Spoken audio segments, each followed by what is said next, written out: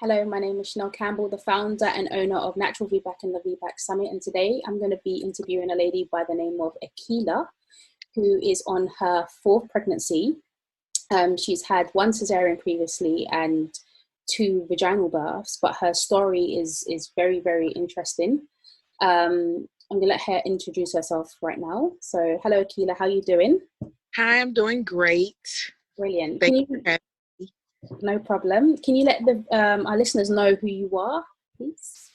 All right, my name is Akila Montekim, and as she said, I'm a mother of almost four. I have a baby on the way, and I have been a travel agent for a year now, and I also work in health and wellness as well. So I get to stay home with the kids and do all the fun mom stuff. Yes, the fun mum stuff, the drawing, the painting, Coloring, cooking. playing Candyland a million times and losing at Uno. There you go. So I really want to talk to you about your first pregnancy. Can you let us know how your pregnancy went for your first pregnancy? Yes, so I was pregnant for the first time in 2009, and my son was born in 2010 in the summer. My water was leaking with him, so he did come a bit early. I was medically induced for his birth. I think I was about 38 or 39 weeks pregnant with him. My pregnancy overall was pretty good. I never had any health issues, so I didn't have any with him. I do have asthma, and I've had it since I was a kid, so sometimes I do have issues with that, and I did when I was pregnant with him. But other than that, the pregnancy was fine. I was huge, but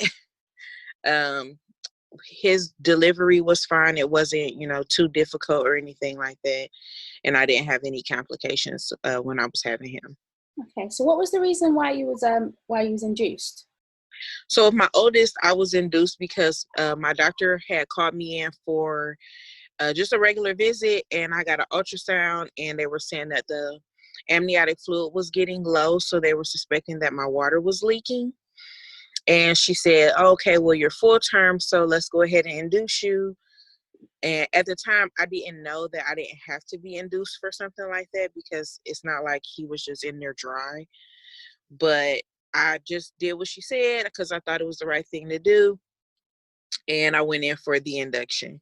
I did try to go to the movies first, though, and she called me like, we're here, we're waiting for you. You were supposed to come right away. I was like, well, I thought maybe I could come later if I saw a movie, stopped at Target. But that's how I ended up getting induced with him. So, I mean, when your midwife told you that you was going to get induced, did she explain what the induction was to you? So for my first three children, we did not have a midwife. We had just a traditional OBGYN. I don't remember back then her really explaining to me why I needed to be induced. She just kind of told me, hey, your water looks low. I had no idea I didn't really know what that meant. And she just said, you just need to be induced. I felt fine. I had been having contractions for a couple weeks anyway, and I think I was already dilated to a 6 by the time we ended up doing the induction. So, I was going to be in labor eventually anyway. Yeah. But she was like, well, you're almost there. We might as well just go ahead and get him out now. Oh, and I was just like, okay. And that was it. I just thought that everything was fine. I had heard of other women getting induced before, and I never heard of anybody having issues. But if it was about going over risk factors or anything like that, I know for sure she didn't do that. Wow. That's really interesting, because they're meant to explain the risks and the benefits of every procedure that's done. And I think a lot of women are actually going through the same kind of situation. They're just given an induction, especially for their first pregnancies as well, where not many mothers, have childbirth education.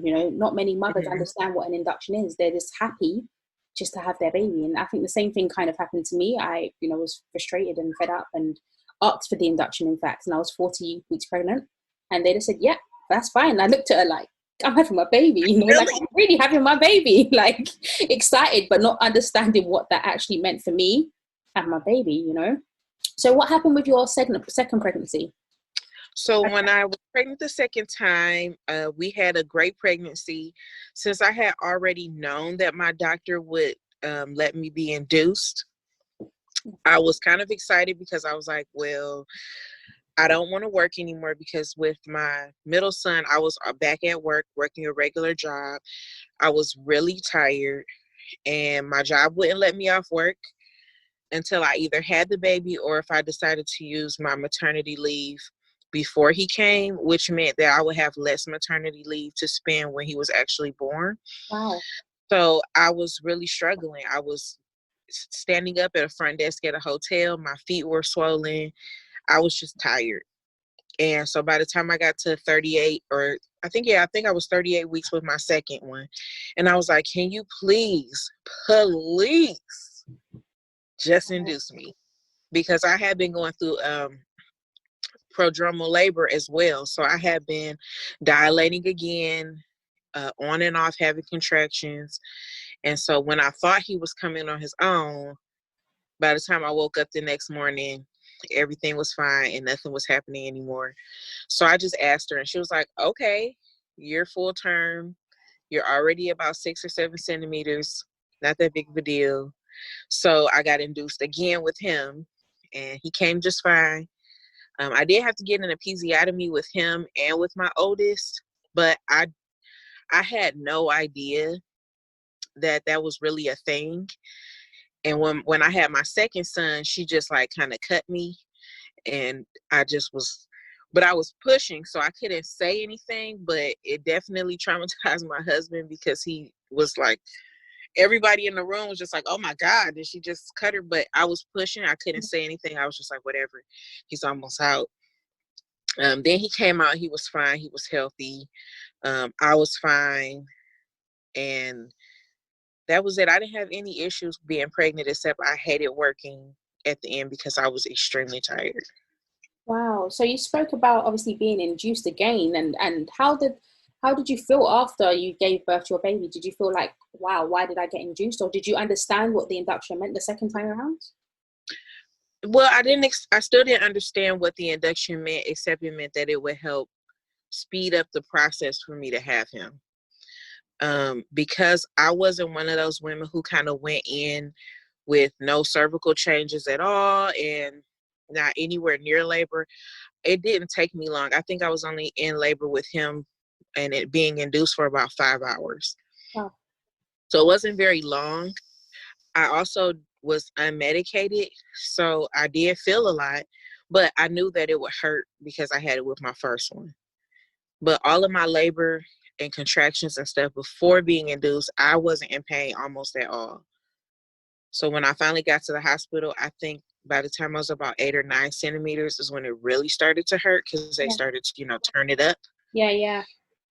But other than that, it was, it felt like it was normal because I thought that it was normal. It was a normal process. And you spoke about being in prodromal labor, sorry. This is something that many mothers get so frustrated with, being in labor and, it's just picking up and stopping and starting and stopping. How did you cope with that situation? Well, I'm really close to my mother, and I Brilliant. spent a lot of time with my mother every time I've been pregnant. And I was like, Mom, the baby's coming. I just know it. And my mom was like, no, the baby's not coming. You're fine. You don't look like the baby's coming because I will be walking around eating and I'll be having contractions. And she's like, no, these aren't actual real contractions, Yeah. Akila. You are not about to have your baby today. So it was very frustrating. And I got a lot of cervical checks as well Yeah. when I was pregnant. So I think it gave me a bit of anxiety too, because I'm like, well, I'm 6 centimeters now. I'm 7 centimeters now. Like the baby has to be coming. Yeah, yeah.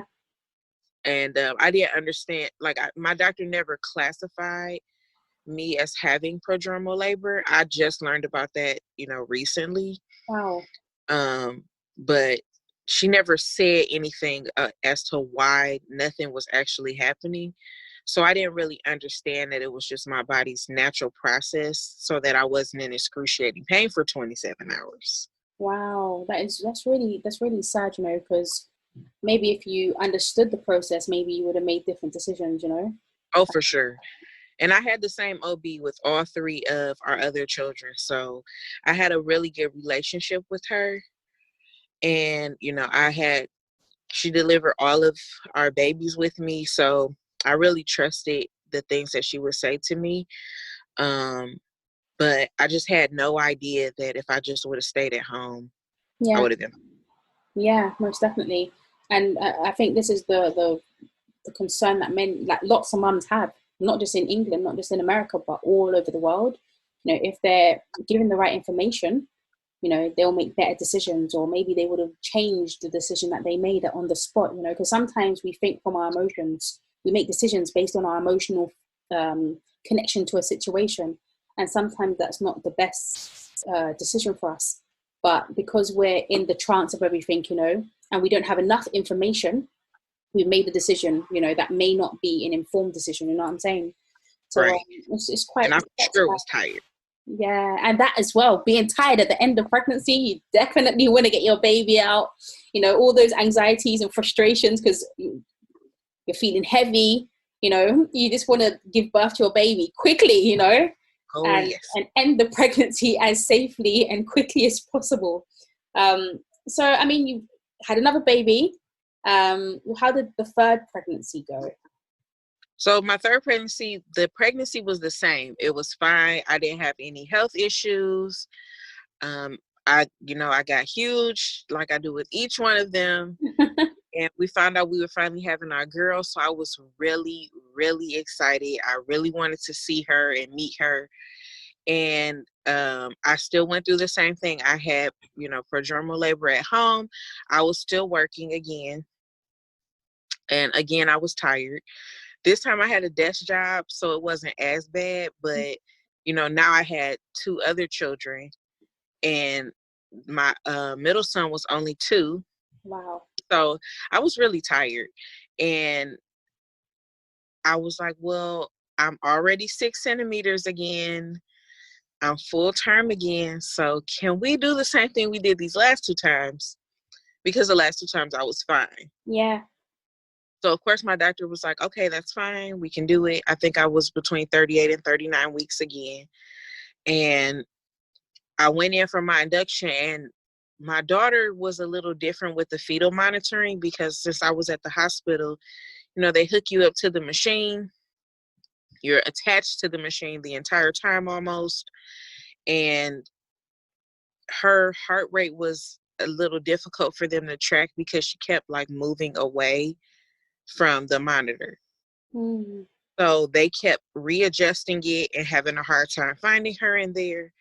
I had no idea that constant fetal monitoring back then was Yeah. not necessarily a good thing.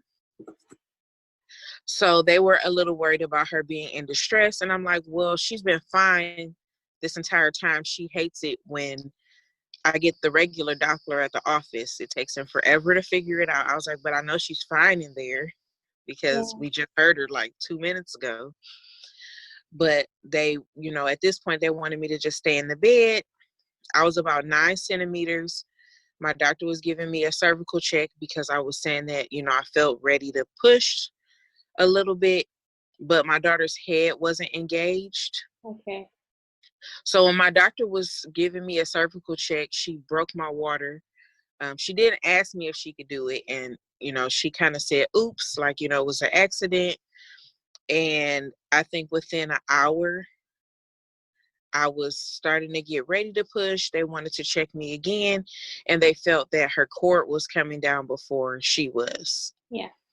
So with the prolapse cord, they told me I couldn't push at all. Wow. And since I didn't have an epidural at the time, I couldn't stay awake for my C-section. So I had to go have a C-section by myself. My husband was there, my mom was there, but neither of them were allowed to come with me. So I was like really scared. I'm like, oh my God, what are you guys about to do? I've never had a C-section before. I don't even know how this really works. Are you sure I can't push? Can you like tuck the cord back in there? Like, Yeah. can we do something else? But, they said no. And, the next thing I know, I woke up and I had a baby. Wow. And how do And you hers feel? was the most traumatic, I Wow. think. all How do three. you feel about that experience that you had? I was really depressed after she was born. I breastfed all of my children, and the first two I breastfed them successfully. I didn't have any issues because I had vaginal births like the same day I was up taking a shower. Yeah. I was walking around the room. I felt really good. But with the C-section, I was in constant pain and like constantly medicated. So she was constantly medicated. And I had a really hard time breastfeeding her. I literally had like nothing, maybe a few drips here and there of colostrum that first week. And she ended up being dehydrated. So I had to supplement with formula for her. Mm. And that was really sad for me because I had never done that before. Yeah. And I was really concerned. I had no idea like what was happening with my body. And I was just in constant pain. And now I'm going home with a new baby with two other children from surgery. And that wasn't the plan. So my support was a little different because I had told my husband, like, hey, you don't have to go back to work. Had two kids vaginally. This is going to be a walk in the park. But then I just magically had surgery, and, we weren't prepared for that. Yeah. So it was a lot different when I got home. It was a long recovery process, and I was really depressed after she was born. Wow. So, I mean, the OBGYN or the midwife that, broke your waters, what happened to her? Like, did you complain or did you, um, I mean, I was disappointed. I told her I didn't understand, how, that was an accident and why I ended up having to have a C-section. Why did anybody tell me that I could, run the risk of having a C-section as a result of being induced? mm, And maybe, that she wasn't engaged and things like that. Like, why didn't they know those things before? And I don't recall getting too many answers that actually made sense. So I don't even remember what anybody told me. mm, But I just knew if I had another baby, I would never go back. okay, that's just, it's very unfortunate, definitely, that, you've gone through that experience, and it's a very, heartbreaking experience, Um, Oh, number one, he wasn't given, all the information you needed to make a decent decision. And, you know, I feel that the midwife or the OBGYN overstepped her mark by not asking permission before they performed they checked your waters or they checked your cervix. They should never have done that without your permission. Um, and it's just so sad because, again, and it's something I think in America as well. They're doing this quite regularly to mums, and you know, it, there's a lot of mums out there who go through like postnatal depression because of this kind of stuff. You know what I'm saying? oh yeah. Because you got one thing in mind and then something totally different happens. And, your doctor, your midwife, they don't actually go home with you. You go home by yourself with your baby. Oh, it's one of my babies. Hey, Hey. she's now hiding behind me at the beach. So, That's all right. but yeah, it was definitely difficult, and the healing process took a long time. I have keloid skin, so my body heals a lot slower and a lot differently. So, sometimes even still, my scar still hurts, and, it's 4 years old. Hmm. Most definitely. And how did you feel after you had your cesarean scar? I know you said you was in a lot of pain, but Yeah, I was in a lot of pain. how was your scar? Like, how did you cope with that pain? Well, I took the pain medication they gave me. They had given me morphine in the hospital, but they sent me home with a blend of a high dose of Tylenol and a high dose of ibuprofen to alternate. Mm, But I couldn't take it without like completely passing out. And I was like, well, we have two kids at home. I have a whole baby. I can't be asleep all day long. I have to eat. I have to get up. I have to go to the bathroom and do things, change diapers. So I had to wean myself off of the pain medication early yeah. so that I can function. And that made it a lot more difficult too. So coughing was painful, and everything around just the scar. Like even wearing underwear, I didn't even consider wearing pants and underwear Yeah. would be so difficult because I have a low transverse incision. Yeah. But eventually, I think after maybe like 6 months or so, it started to feel a little more normal. I ended up being off work a lot longer with my daughter because I did have the postpartum depression and I did seek treatment for that. So I was able to stay home a bit longer to, heal and get myself together before I went back to work. And that made a huge difference because after 8 weeks, I still felt like it had just happened. Yeah, yeah. And when I had my cesarean the second time around, oh my days! For years I had pain in my scar. For years, it was an experience that I don't think it's ever going to leave my mind because it was just so painful. And I had extra scans after my cesarean as well, like years after, to make sure that everything was okay because I was in excruciating pain. And I'd get this little sharp pain inside the scar as well, which no one knew what it was. So then they were giving me like injections in my scar and stuff.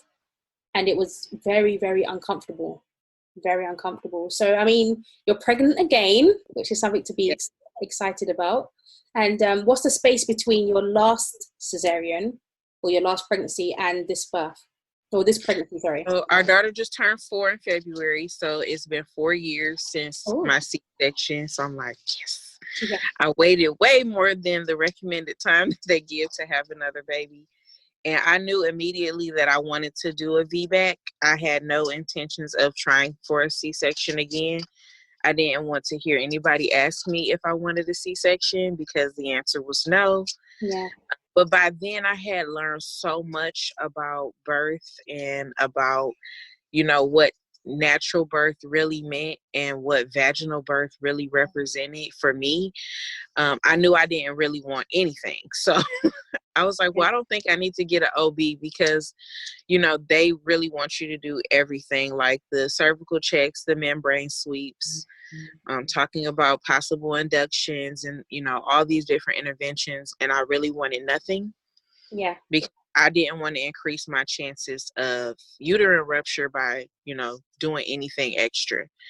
So we did opt to go for a certified nurse midwife so that we can get it covered by our insurance. But I think by the first or second appointment, I had learned that their practices are pretty similar to just a regular obstetrician. Yeah. The first or second appointment, they were like, hey, when you're 39 weeks, we're going to schedule your induction. And I was kind of like, well, I felt like, why should we do that? Like, I don't think that's even necessary if I could just have the baby on my own. I've never had issues, with dilation or anything like that. So I don't want to be induced. And they were like, well, we can do 40 weeks exactly. And that's it. And I was kind of like, what do you mean that's it?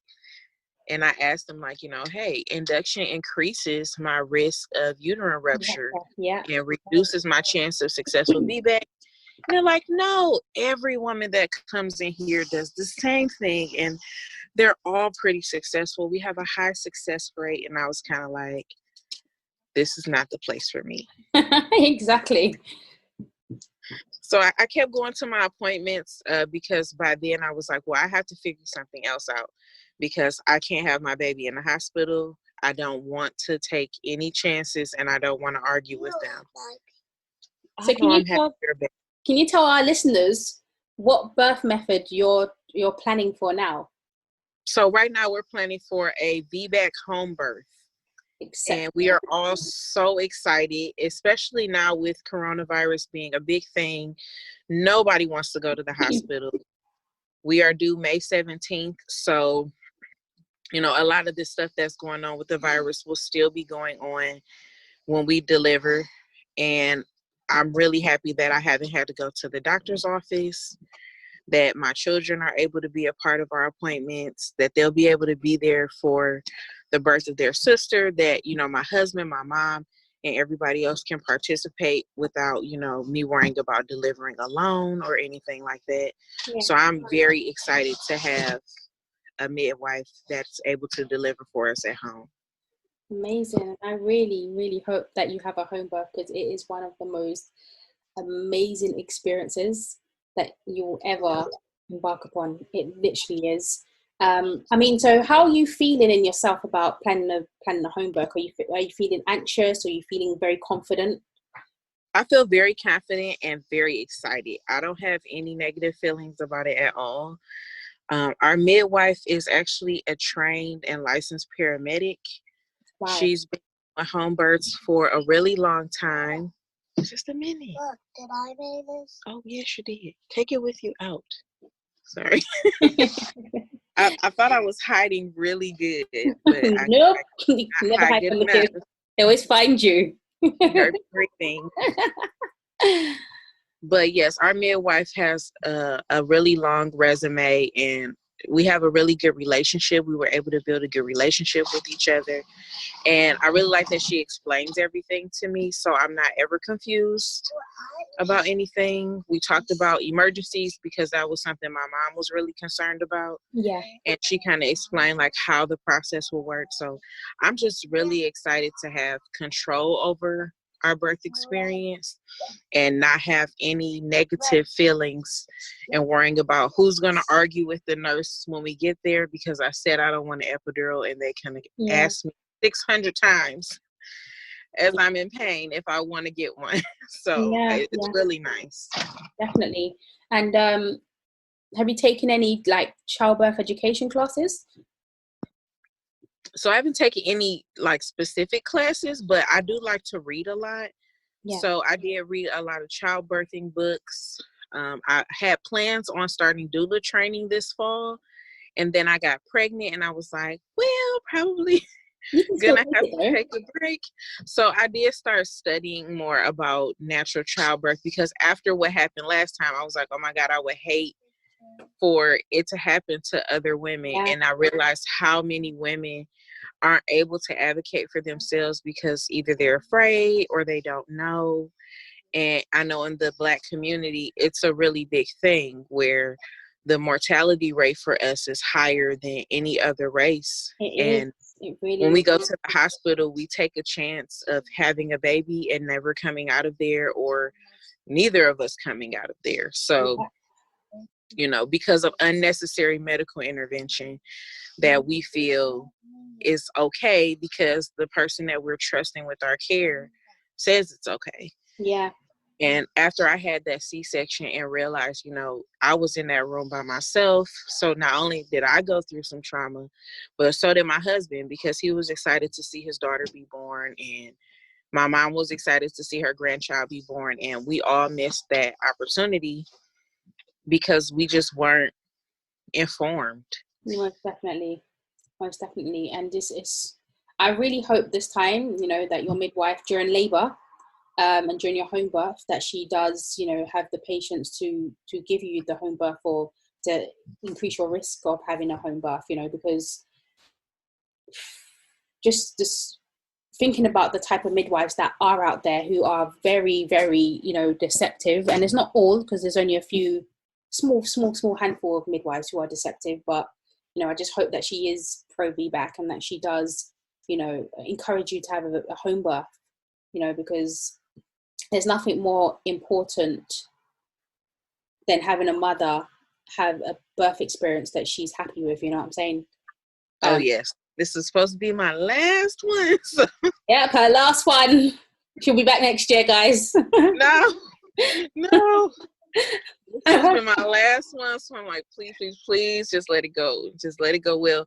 But yeah, our midwife is wonderful. We did interviews because, you know, my thing is, you know, people who provide medical services to us, they work for us in an employer-employee type of relationship. Yes. And we should feel comfortable interviewing them and asking them questions and getting to know them before we give them money.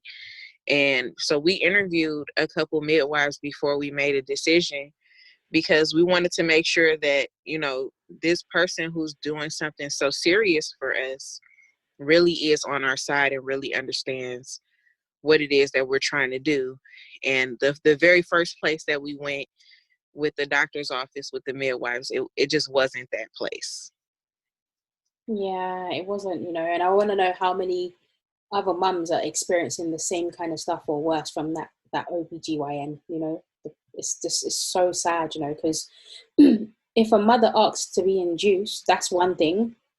But then it's important that the professionals give her all the information she needs to make an informed decision about really being induced. You need to know the risks, you need to know the benefits, you need to know how things could potentially change, the impact that it's going to have on your baby, the impact it's going to have on your birth. You need to know all these things. Does it hurt? We hear our kids saying, does it hurt? Does it hurt? But yeah, we need to know if it hurts, you know what I'm saying?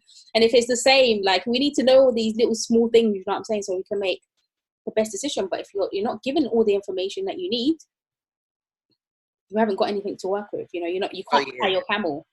You know what I'm saying? So it's unfortunate, definitely unfortunate that you went through those experiences.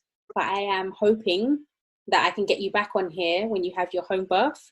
For sure. I'm excited to come back.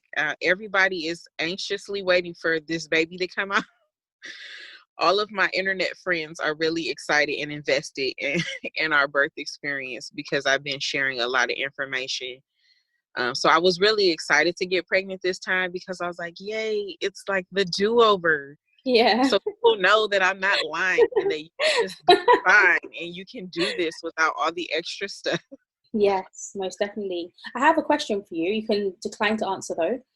How are you feeling with having an episiotomy and obviously having to go through another pregnancy or another birth again? How are you feeling about that? Have you got any anxieties around that? I don't have any anxiety around it. Honestly, my midwife knows that we've had the episiotomy twice.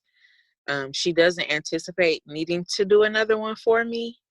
So I've been just learning different birthing positions that, give me the best range to avoid tears or needing another one, doing a perineal massage and things like that this time around, just to avoid it, because I'm not 100% sure that I absolutely even really needed it those first 2 times. You probably didn't. So, that's the thing. Like, I don't know. I wasn't down there. I didn't see anything. She asked me the first time while I was pushing. I'm like, well, if you can't get the baby out, yeah, I guess so. But the second time, she definitely didn't ask before she did it. And I just had no idea. I was like, maybe it's just not stretchy enough. But now I know better. And my midwife is pretty knowledgeable about it as well. So I'm not worried about needing another one. Fingers crossed that I don't have to have any stitches. Nah, most definitely. I think you're going to be fine because there's a big difference between your last pregnancies and this one here. You're actually informing yourself. You're getting all the information, to make sure that you're well informed. So that's the difference between your last ones and this one. Now that being induced, you don't have to. So it's your choice. It's your right to say no. It's your right to accept it. But also having an episiotomy, you can say no. Mm-hmm. You can say no, and having an induction, all these things, having gas and air, or, you don't have to do these things. And OBGYNs don't need to be hands-on or so hands-on. They can step back and observe and encourage and promote, the mother to give birth safely. They don't always have to put their hand in the mother's vagina. They don't always have to, tell the mother, you're at risk of having a C-section. They don't have to do these things. They need to be empowering mothers. And I think there's some amazing OBGYNs. I've met a few in America, but there's also lots here in the UK as well who are very, very, very, very supportive. And, their main priority is making sure that mum and baby are safe without the need to be so hands-on. And that's the key thing. Hands off, you know what I'm saying? Like, you don't always have to do something. Birth is so... You have to snatch the baby out. There you go. Let the baby come. As long as there's no problems, you know what I'm saying? Because sometimes women do need help. They do need the midwife to put a hand in and to help the baby out. Sometimes this stuff needs to happen, but a lot of times it doesn't, But I just want to say thank you for giving me your time. I love that background behind you as well. It's making me feel like I'm in Gambia. I know. I feel the sun because I'm underneath the light, so I feel warm. Yeah. Until the background goes and you realize that you're in your closet and there's... I know, I'm like, please don't. I got to keep moving my head into the right direction. Wait, don't come in yet, girls. Go do something else. I'm almost finished. Here, have a pencil.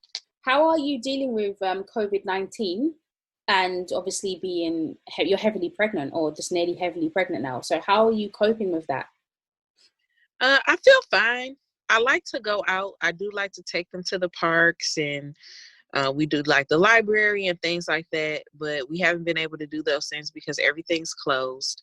But since we have so many children and they entertain each other, it makes it a little easier to be home Yeah. because it's not like a big deal for them. They're not lonely or sad, and we have fun, but I am tired, and I used to sleep Yeah. while they're at school so that I could function when they got home.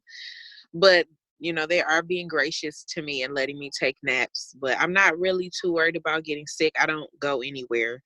If I go to the grocery store, I go first thing in the morning. My husband goes with me. We wipe everything down. But since I'll be birthing at home, my midwife doesn't have many clients. She comes to our home for my appointments. I don't have like any anxiety Brilliant. really at all.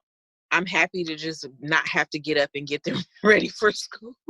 Yeah. And also happy I don't have to worry about, making sure they have a ride to school when my husband has to work after the baby is born. So it's been kind of nice. The stress that I had before, I feel like is gone because now everybody has to stay home. Most definitely. Most definitely. Again, thank you so much for your time. And I hope those children enjoy you. They will. They want a snack right now. Well, keep in touch with me and let me know how things progress. I'll be really interested to know how things progress for you, and to offer any help or anything that you may need along the way. So much. I'm excited, and I will keep you posted.